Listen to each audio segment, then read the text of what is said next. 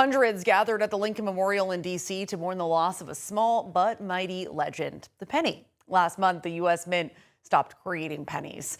Katie Russo attended the funeral and spoke with the mourners.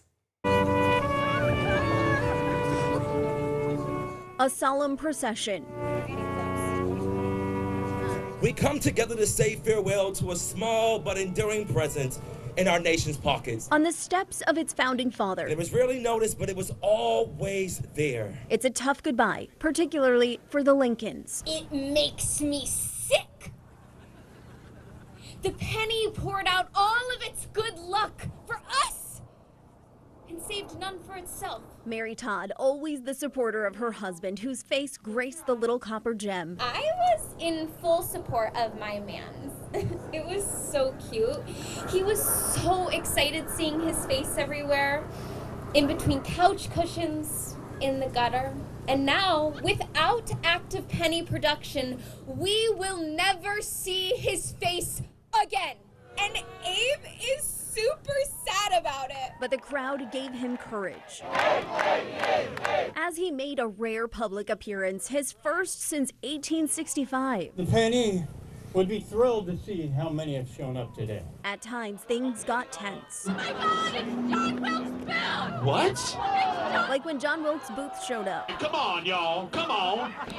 Now, let's not murder the beauty of this procession with such profanity. No Abes were injured, but through the ups and the downs. I feel like there was quite a roller coaster of emotions. No matter our faith, right? No matter what we look like or what we might do, we all have to come together. I'm gonna miss my man Penny, man. He deserves better. As reality set in, so did fear. Obviously, the nickel is next.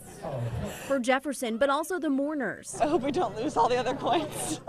After 232 years, a final goodbye to the coin that made its mark. Do you feel like you're holding your penny just a little bit closer? I'm holding my penny just a little bit closer. Long live the penny. I will always stop to pick up a penny. And remembering all that it stood for. We all feel like underdogs sometimes. We all feel a little small and unimportant. And I really appreciated what the penny stood for. Long live the penny. You found one. Found one. They're everywhere. Yeah. They're everywhere and nowhere all at the same time. I know. I always feel like, in my little change pocket in my wallet, I always had pennies, and I'm like, oh, I never use these. They're worthless. But now they're not. People are holding on to them. Give it a couple of years, and they'll grow in value. Ironically. Yeah.